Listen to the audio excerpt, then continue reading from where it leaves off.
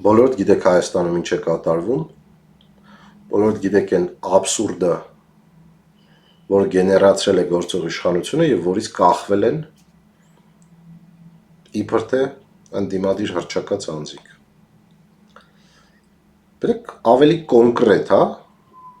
ավելի առարկայական հարցեր ուղենք։ Հայաստանի Հանրապետության Սահմանադրության մեջ գործառույթ կա նշած, որ եկեղեցու սպասավորի, ծառայողի, վեհապարի կուսակրոնության խախտումը հանդիսանում է քրեական հանցագործություն։ Մի բան ենթադրենք, որ ասում է դապուստիմ, որ վեհապարը ունի զավակ։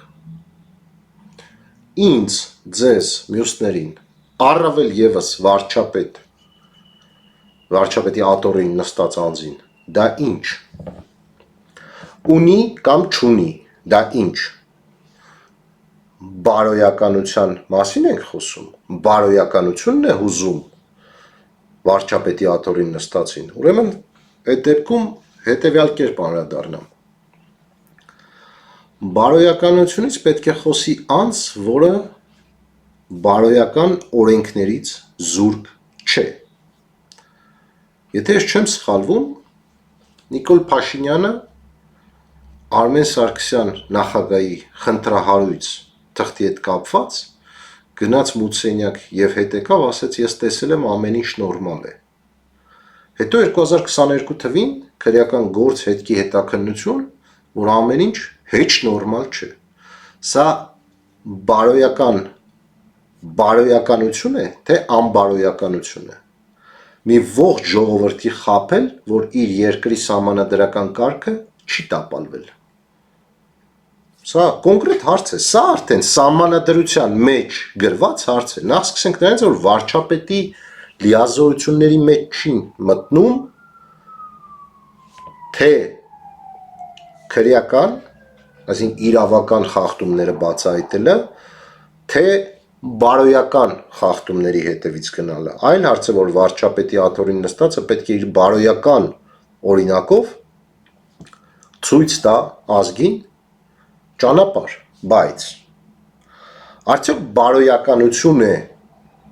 Արցախը ճանաչել 91 թվականով Ադրբեջանի կազմում, իսկ պատերազմի ժամանակ հորդորել մարդկանց փաստացի գնալ հանցագործության, կամ ասեմ ավելին, արդյոք հանցագործություն չէ մարդկանց ուղարկել մի տարածք ծառայելու, հետո պատերազմելու և վերջում հայտարարել, որ դեռ 91 թվականից այդ տարածքը եղել է այլ պետության կազմում։ Սա հանցագործություն է, թե հանցագործություն չէ։ Հայաստանի ազգային անվտանգության ծառայության ղեկավար և սպաներ։ Բարոյականությունից պետք է խոսի մարդ, որը ընդդիմադիրի դիմակ հագած չի ծառայել նախկին ռեժիմի ազգային անվտանգությանը նախկին ռեժիմի տակ գործող և չի ներկայացրել որպես ընդդիմադիր։ Հիմա օմեգայի պահվածքը բարոյականության դաշտում տեղավորվում է, եթե չասենք, որ խաբեբայությունը մի ողջ ազգին։ Արդյոք դա հանցագործություն չէ։ Սահմանադրության տապալումը դա հանցագործություն է։ Սահմանադրության խախտմամբ գործելը դա հանցագործություն է։ Վեհապարի կուսակրոնությունից խոսացող անձը աչքերը փակել է Հայաստանի Հանրապետության Սահմանադրության խախտմամբ նախագահ ընտրելու վրա, ասեմ ավելին, այն անձը, որը խոսում է բարոյականությունից և վեհապարի զավակ ունենալուց Հայաստանի Հանրապետության վարչապետի պաշտոնում ըստ իմ հասկանալու իրավաբանության տեսանկյունից ոչ լեգիտիմ է։ Եթե նրա վարչապետ դառնալու հրամանագիրը ստորագրում է մի մարդ, որը սահմանադրության խախտմամբ նշանակվել է, ընտրվել է նախագահ, երկու անգամ ընդ որում, արդյոք այդ մարդը լեգիտիմ վարչապետ է Հայաստանի Հանրապետության։ Արդյոք այդ մարդը օրենք չի խախտել։ Արդյոք այդ մարդը բարոյականության սահմանների մեջ է, բարոյականության օրենքներից զուրկ չէ, երբ որ հայտարարում է, որ Արմեն Սարգսյանի թղթերը նորմալ են, ինքը տեսել է, բայց հետո պարզվում է, որ նորմալ չեն։ Ինչ բարոյականության մասին է խոսքը։ Եթե Գարեգին վեհապարը ենթադրենք ունի զավակ, որ չունենար զավակ, ենթադրենք ունի, որ չունենար զավակ, Արցախյան 44 օրյա պատերազմը այլ ձև էր վերջանալու, 5000 տղա չէր մահանալու։ Եթե վեհապարը ունի կամ չունի զավակ, սրանից կախված, վրա երթի ենթարկված, Սոնա Մնացականյան կարծեմ, չէր ենթարկվելու վրա երթի կամ վրա երթի ենթարկվողը, եթե ենթադրենք եկեղեցում բոլորը կուսակրոն են, ենթադրենք, այդ դեպքում վրա երթի ենթարկող կդատվեր։ Եթե վեհապարը, էլի եմ ասում, հիպոթետիկ ենթադրենք ունի զավակ, եթե չունենար, Ալեն Սիմոնյանը չէր գնա և չէր թքի քաղաքացու վրա, սրա մասին է պետք խոսել, հելե գնացել եք, ընկել եք Նիկոլի օրակարգի տակ, մենք եկեղեցու կողքին ենք։ Փաստացի առերևույթ հանցագործությունները դեմները դրած, ոչ Վանեցյան Արթուր դուք, ոչ այսպես կոչված ընդդիմադիր Հայաստան դաշինքը, դե պուի մասին չեմ խոսում, ձեն չեք անում։ Սերժ Սարգսյանին հարց է տալիս ժուրնալիստը, ասում է Արարատ Միրզոյանի մասին թուղթը Միքայել Մինասյանովին գիտեր դուք չգիտեիք, ասում է Միքայել Մինասյանին կհարցնեք։ Սրա մասին է պետք խոսել։ Պարոնայք ընդդիմադիրներ կամ ձեզ հռչակած ընդդիմադիրներ։ Վանեցյան Արթուր, ԱԱԾ գեներալ, Արմեն Սարգսյանի, Միքայել Մինասյանի, այս շղթաների մասին, ոչ թե հիպոթետիկ շղթաների, հա։ Սերժ Սարգսյանը ասում է, ես տեղյակ չեմ, ինձ չեն զեկուցել։ Դուք այդ թվում եղել եք ԱԱԾ սպա, Սերժ Սարգսյանի օրոք։ Դուք տեղյակ եղել եք, որ Արարատ Միրզոյանը ԱԱԾ կողմից հավաքագրված եւ կեղծ ընդդիմադիր հանդիսացող անձ է, թե ոչ։ Փաստացի ձեզ է վիրավորում, նաեւ ձեզ եւ ձեր գոլեգաներին, ձեր համակարգը, ձեր սիրած աշխատանքը։ Կուտոյանը չկա, Գորիկ Հակոբյանը չկա, կարելի է վրեքը բարդել, հա։ Սրա մասին է պետք խոսել։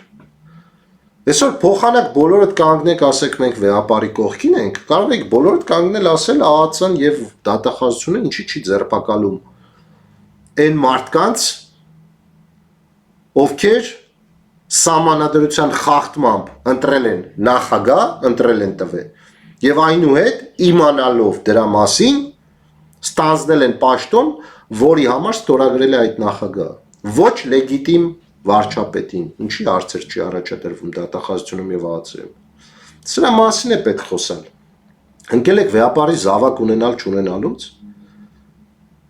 բան սրբազանի քեռակնոջից կամ եսիմ ինչից։ Դրա մասին Արթուրը խոսել է, թե ԱԱԾ-ն ինչով է զբաղված։ Քո ինչ գործ եկեղեցում ինչ է կատարվում։ Եթե դու այդքան բարոյականություն ունեցող անձ ես, դու ես հարցերին պատասխանի։ Դու պատասխանի, թե բարոյականության սահմաններում ինչպես մի ողջ ժողովրդի խաբեցիր, ուղարկեցիր այլ պետության քո կողմից ճանաչված տարածք կռվելու, մահանալու, հետո կանգնել ասիր, դե 91 թվից դա Ադրբեջանինն էր։ Դու խոսա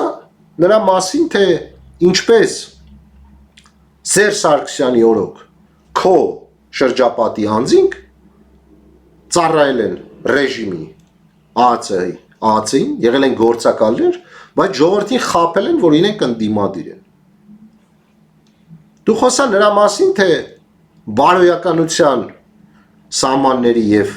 հիմունքների շրջանակում, թե վերջը կներեք Արմեն Սարգսյանը սահմանադրություն խախտել էր, թե չէ։ Սերժ Սարգսյանը խախտել էր, թե չէ։ Դու խախտել ես, թե չէ։ Վերջիվերջո այս շղթան Արմեն Սարգսյան, Սերժ Սարգսյան, Նիկոլ Փաշինյան շղթան, սա չի մոռացվելու, չի գնալու։ Սա ուղիղ փաստն է նրա Արմեն Սարգսյանի Սենթ-Կից եւ Նևիսի անձնագիրը Հայաստանի Հանրապետության 16-րդ վարչապետի ոչ լեգիտիմության ապացույցն է եւ նրա բոլոր ստորագրած թղթերի ու որոշումների։ Սրա մասին պետք է խոսեն իրենց ընդդիմադիր հռչակած անձինք։ Ոչ թե գնալ օդանավակայան։ Չխոսելուց հետո կարող են գնալ, բայց որ գնում են, բայց սրա մասին չեն խոսում, դա արդեն կիսահղիություն է։ Բոլորին է վերաբերում։ Դա նման է կիսահղիության։